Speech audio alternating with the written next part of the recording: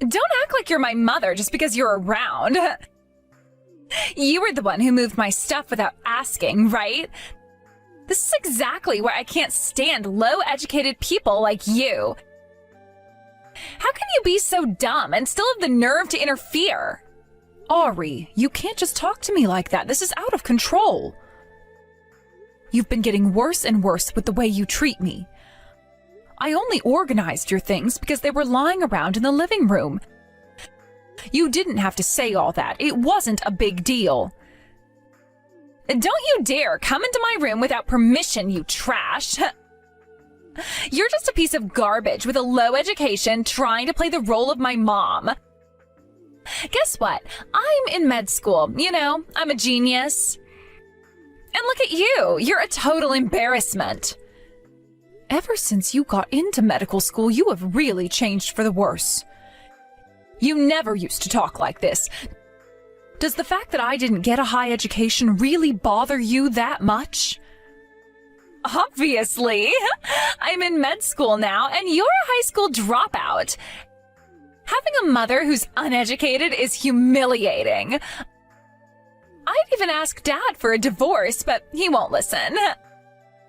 He just won't go through with it. You've actually been asking him that? I had no idea. Didn't he tell you? Well, I'll make sure to tell him again. Having a high school dropout in the family of a med student? How embarrassing. I can't deal with it anymore. I don't even see you as family. You should come to terms with that too. Ari, you need to stop this. Your condescending attitude towards me is only going to come back to bite you someday. You'll regret it later, so you better watch your words. Huh? What's with that tone? I'm a med student. Do you seriously think a high school dropout like you can talk to me like that? Oh, wait. You probably don't even understand how ridiculous you sound because you're so dumb. Honestly, it's kind of pathetic.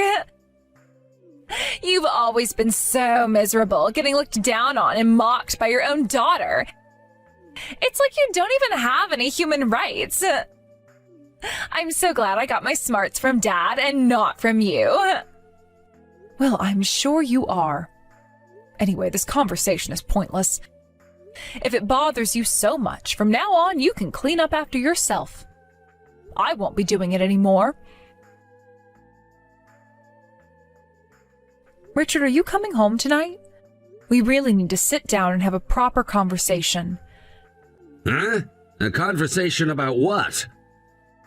You know what I mean. It's about her. Oh, that. Well, we'll talk when the time's right.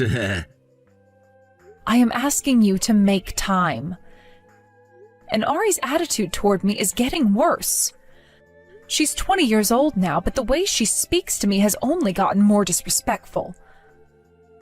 Don't you think it's about time we talked about our relationship?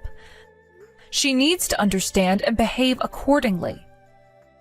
Yeah, well, we'll get to it when the time comes. There's no rush. And when exactly is that time going to be?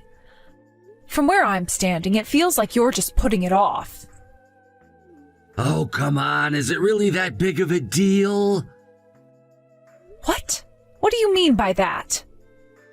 Of course Ari doesn't like you. You think her bad attitude is just her? Maybe you should consider how you treat her. And honestly, why does it even matter so much? You're not even her real mother. I can't believe you'd say something like that at this point.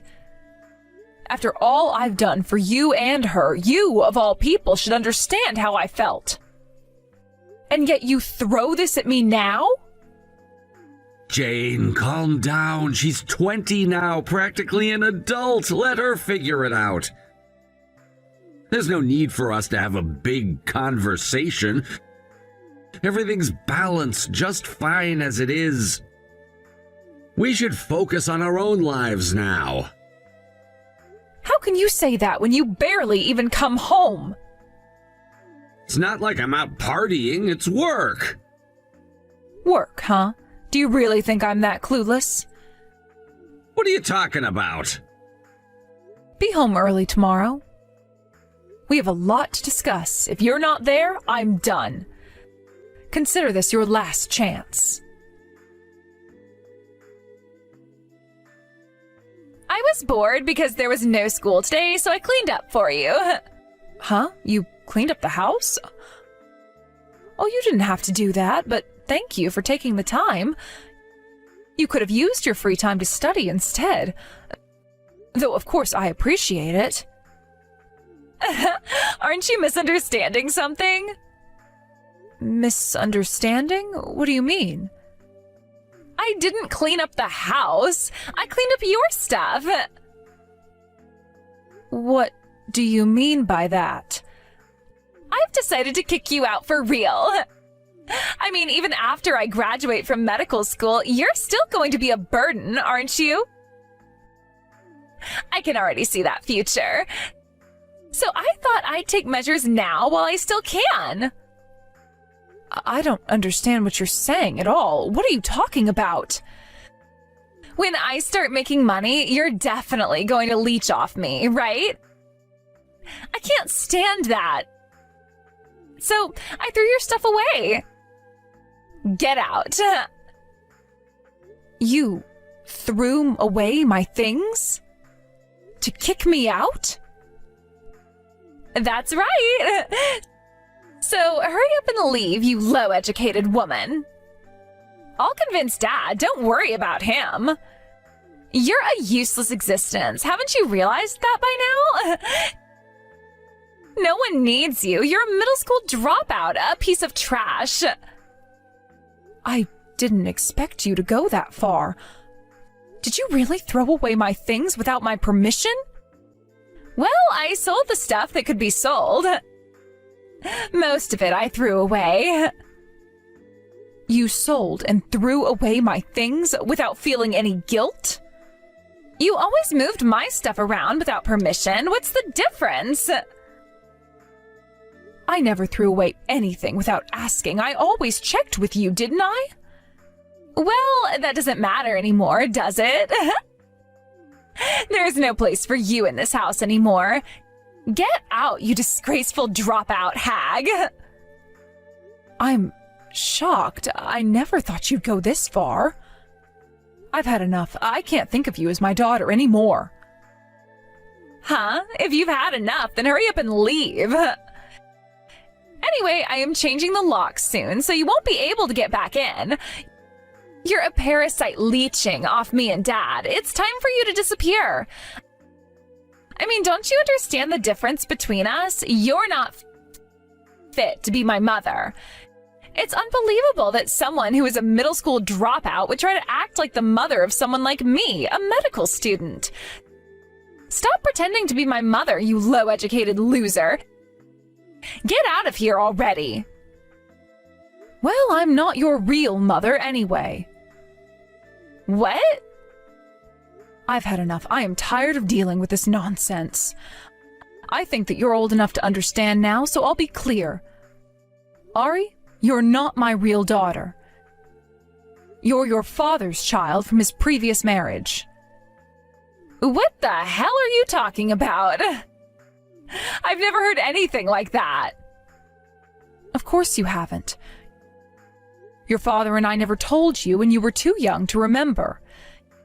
Even before your biological mother left, she wasn't really around much, from what I've heard. Your father took care of you, but you were too little to remember those days, right?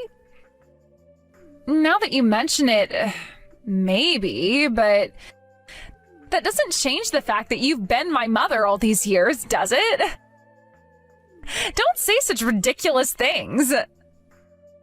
Oh? You've been looking down on me all this time, but now that you know I'm not your real mother, you're sad? No, I never said that. Don't get the wrong idea. If you're not my real mother, I'm thrilled. I never wanted you to act like my mother in the first place, so this is perfect. Now, will you get out of my life? I don't need you to tell me twice. I've taken care of you for over 10 years, so I did have some affection for you. But your rebellious phase, or should I say your defiance towards me, It's been going on for so long. And after pulling a stunt like this, whatever affection I had for you is gone. I was planning to divorce Richard anyway, so this is the end for me. I wasn't going to cut ties with you completely, but it seems you want that too, so I guess this is the right time.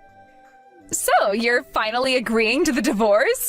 Good riddance! My real mother must be completely different from you. You're just a lowly middle school dropout. Yes, your real mother is quite different from me. Why don't you ask your father? I hear he's been seeing her again lately. Huh? Really? Why didn't anyone tell me? I would have been thrilled to know my real mom was around. Well, I'm leaving now, so why don't you invite your real mom over and live together? Go ahead. But don't forget, you still owe me for the tuition. Tuition? What are you talking about? I've been paying your tuition. Richard, as a contract worker, couldn't afford to send you to medical school. You've only been able to attend university thanks to me. And yet this is how you repay me. Repay you? You think I'm going to rely on you? You're just saying whatever comes to your mind because you've lost. Good. Now don't ever come back to this house again. I'm going to live happily with Dad and my real mom. Well, I hope that works out for you. Goodbye, then. Thank you for the last 15 years, though I don't feel any gratitude. Mom, help me.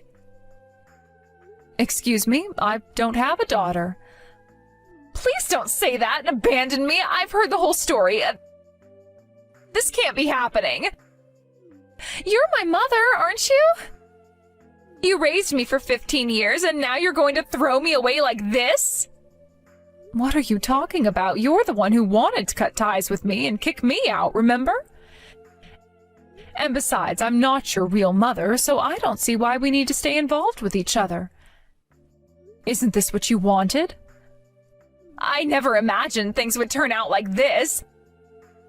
Dad says he doesn't have any savings at all. And because I kicked you out, we have to pay you alimony on top of everything else. There is no way we can afford tuition. You've hardly ever called me Mom, and now you want to? Isn't it a bit convenient for you to call me that only when you're in trouble? I'm no longer your mother, and I was never your real mother to begin with. Stop being so familiar. We're strangers now. Wait, please don't cut me off like that. I'm in real trouble here. You got what you wanted, didn't you? I'm gone, and your real mother is back in your life. So what do you need me for? Enjoy your reunion with her. I'm sure you'll have a lovely time. No, I haven't seen her in over 15 years, and I barely remembered her face. She sold all my precious things, my furniture and appliances. And when I told her I'm in medical school, she said I'd have to support her for the rest of her life. That's not how I thought things would turn out. You were convinced I'd mooch off you, weren't you? Now you're just being mooched off by your real mother instead. This is not what I wanted. I did this because I thought it would make Dad happy. What are you even saying now? I don't know what you were thinking, but in the end, this was your decision. Richard and I were planning to divorce anyway, but I was willing to keep supporting you, you know. I just don't feel that way anymore, and that's entirely because of you. There's no way I'm paying for anything for you again. I'll also be collecting the money I loaned for your tuition. I'm so glad I had a lawyer draft up those loan papers. Wait, you're serious? Even though you raised me as your daughter, you're really going to make me pay you back? I can understand taking money from Dad, but from me too? Are you even listening to yourself? You are 20 years old. You're old enough to take responsibility for your own actions. And you need to start doing that. Your real mother has always been irresponsible with money, and your father lost everything because of her. That's why she left him in the first place, leaving him in ruins. I met him after that, and I agreed to raise you. I even paid for your schooling. And now, after you've thrown me out of my own home, you want to come crawling back? I'm done with this conversation. Don't contact me again. Wait, no, don't hang up. I'm sorry. I'm so sorry. Please, I'll do anything. Just don't abandon me like this. I have no one else I can turn to. I think we're done here. Goodbye. Jane, please, can you come back? I never expected things to escalate like this. That woman, she ended up selling off all our furniture and appliances for cash and just disappeared. I never wanted it to come to this point. You were the only one I could truly rely on. It felt like my world collapsed the moment she walked out. Ari is also deeply remorseful for her actions. She's genuinely sorry for what has transpired. Please come back to us. The house feels empty without you. Your presence is a pillar of strength for Ari and me. We need you more than ever right now. Are you out of your mind? Don't you feel any remorse for Ari? You need to get it together. You are all alone now. Do you realize that? You can't keep making the same mistakes and failing to properly care for your daughter. I have no intention of helping you anymore, and I'll make sure to recover every cent. Perhaps this will be a lesson in life for you. It's heartbreaking to see a father like you unable to take responsibility for his actions, especially when your daughter is suffering. She is 20 years old now. It's time to start acting like it. I am done getting involved in this mess. But everything happened so suddenly. From my perspective, nothing happened suddenly. I've been trying to discuss this for a long time, haven't I? You're the one who refused to engage in those conversations. I even gave you a final chance to step up, but you didn't show up. Our relationship has been strained for months, if not years. We've been drifting apart, and this crisis was sadly inevitable. It's painful to admit, but I couldn't continue living in denial. I know, but... You're right. I've been lenient for far too long. I don't think there's anything left to salvage now. Instead of blaming your daughter for this situation, maybe you should reflect on yourself and your decisions. It's time for you to become a better father. Ari needed your guidance and support, but you weren't there when she needed you the most. It's not too late to make amends, but it requires genuine effort and a commitment to change. Jane, I'm truly sorry. You're right. I now see that I haven't been a good husband at all, and I deeply regret that. It's hard to accept, but I need to acknowledge my faults. I've let you down and failed to support you and our family when it mattered the most. I can't even begin to express how much remorse I feel. I'm willing to do whatever it takes to earn back your trust and support. Please, give me another chance to prove myself. I promise to be a better husband and father from now on. That's enough. From now on, focus on Ari. Be there for her. Please, try to understand my position. I know things seem bleak, but I want to make things right. Let's work together for the sake of our daughter. We can't let her suffer because of our mistakes. I know I'm asking for a lot, but I promise to do better. I want to be the father Ari deserves. She deserves a stable and loving environment, and I'm committed to providing that for her. Let's put aside our differences and prioritize Ari's well-being above everything else. Goodbye. I hope you can support Ari. Farewell for now. Take care. So, this is it for us then. I hope you deeply contemplate everything that has happened. I wish you the best, and I genuinely hope you find a way to set things right. I'll always cherish the good times we shared, but now I must prioritize my daughter's well-being. I hope you can understand that. Take care of yourself, Jane. I hope you find peace and happiness in your life. Farewell for now, and perhaps someday we'll find a way to reconcile and move forward together. I've finalized my divorce from Richard, and he has agreed to pay me alimony. It feels like a weight has been lifted off my shoulders.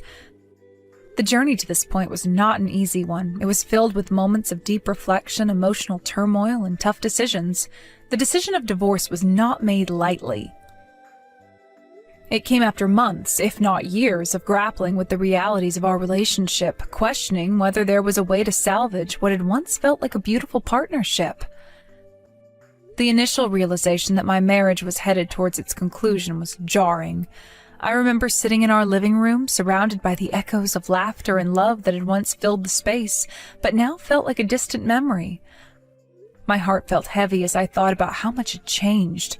It was a mix of relief and sorrow, as I knew deep down that ending the marriage was the right choice for my mental and emotional well-being. Yet I mourned the loss of what could have been. Once I made the decision to file for divorce, I found myself grappling with a whirlwind of emotions. There were nights when I would lie awake, replaying memories in my mind. Our first date, the promises we made to each other, the plans we had for the future. I questioned whether I had made the right choice. Doubt crept in, whispering that perhaps there was still a chance for reconciliation. However, as the days turned into weeks, it became increasingly clear to me that the cycle of hurt and disappointment was not something I wanted to continue. Staying in a relationship that no longer brought me joy would only lead to further heartache. Thanks to the support of my lawyer, it seems that I will be able to avoid any further involvement in this situation. When I initially sought legal counsel, I was filled with apprehension. The thought of navigating the complexities of divorce law felt overwhelming, but my lawyer quickly became a source of strength during this tumultuous time. They patiently guided me through the intricacies of the legal process, ensuring that I understood my rights and options. Our meetings were often long, but they provided a safe space for me to voice my fears and uncertainties. My lawyer's unwavering support helped me find clarity amidst the chaos. I vividly recall one particular meeting where I expressed my concerns about financial stability after the divorce. My lawyer listened attentively and then assured me that we would work together to secure a fair settlement. Their words provided a glimmer of hope, and I began to realize that I could take control of my life moving forward. After that, 6 months passed, and I suddenly received a message from Ari. The sudden influx of emotions upon seeing Ari's name on my phone was unexpected. I hadn't heard from them in a while, and our connection had become strained during the final months of my marriage. I felt a mixture of curiosity and apprehension, uncertain of how our conversation might unfold. According to Ari, Richard has begun to reflect on his actions and has started looking for a full-time job. The revelation startled me. I had often wondered whether Richard would ever take responsibility for his life. For so long he had struggled with commitment, not just in our relationship, but in various aspects of his life. The idea that he was finally considering taking steps towards responsibility felt foreign yet intriguing.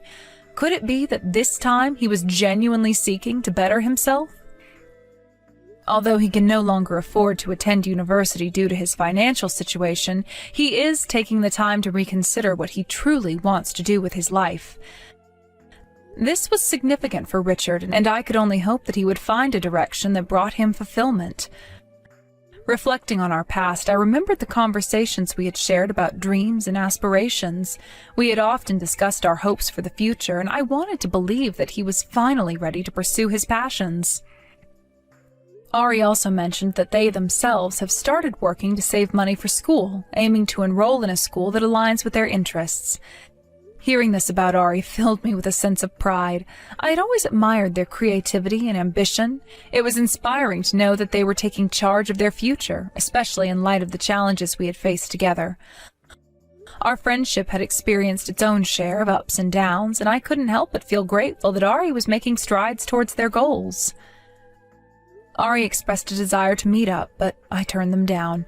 The thought of meeting stirred a conflict within me. While I missed our friendship, I was acutely aware of the need to protect my newfound independence. The journey to reclaim my life had been a hard-fought battle, and I didn't want to jeopardize the progress I had made. I didn't want to interfere with Ari's newfound independence. They were on a path of self-discovery, and I wanted to support that without becoming a hindrance. I also felt a sense of anxiety about possibly repeating the same patterns as before. The memories of our past were intertwined with feelings of regret and confusion, and the idea of rekindling our friendship filled me with trepidation. I had spent months healing from the emotional scars of my marriage, and the prospect of diving back into a complicated friendship felt overwhelming. I didn't want to risk the stability I had fought so hard to achieve.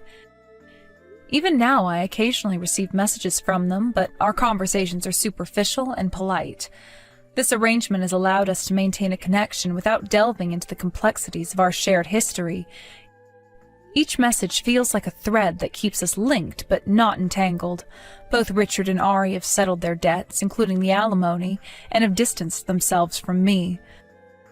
This newfound distance brought a measure of peace. It allowed me to focus on building my life without the burden of unresolved issues hanging over my head. Sometimes I think about what might have happened if we had had more time. I find myself lost in thought, wondering about the possibilities. Would things have turned out differently if we had communicated better? If Richard had been more open to addressing the issues that plagued our relationship, could we have found a way to make it work? These questions swirl in my mind, and while I acknowledge their validity, I remind myself that dwelling on the past won't change the present.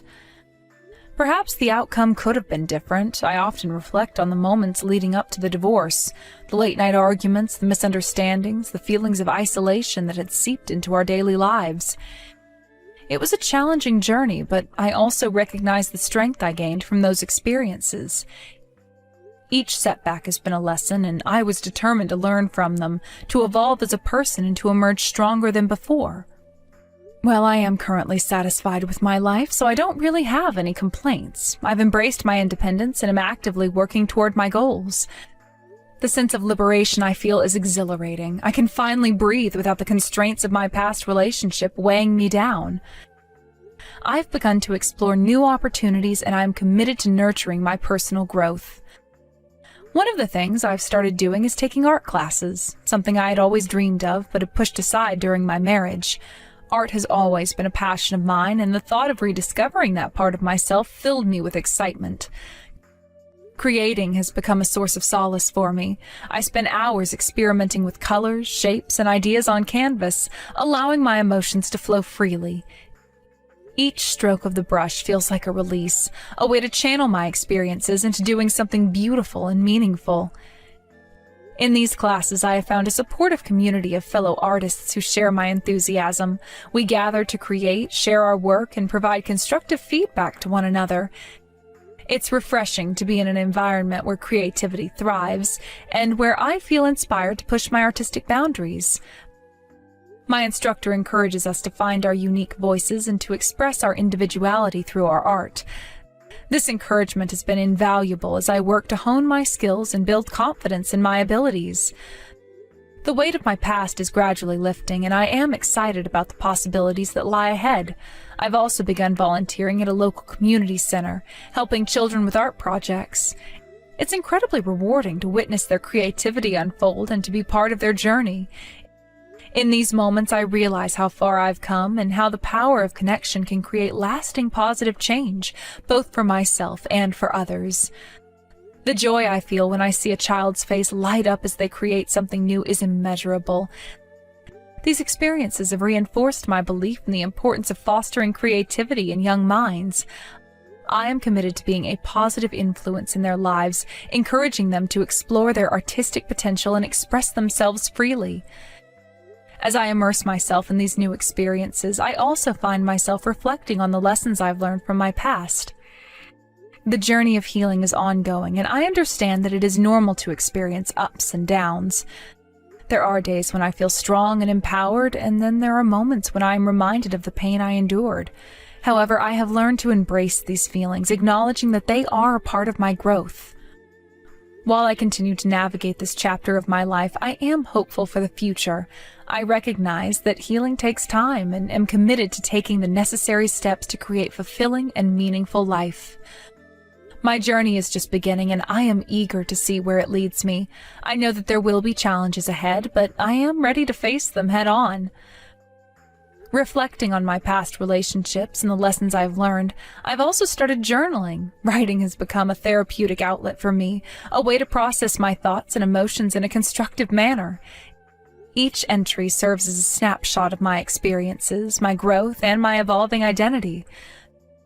Through writing, I've found clarity and understanding, and it has empowered me to embrace my story without shame or regret.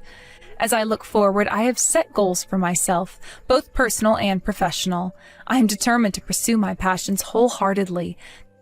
The freedom I've gained from my divorce has ignited a fire within me, pushing me to strive for a life that reflects my values and aspirations.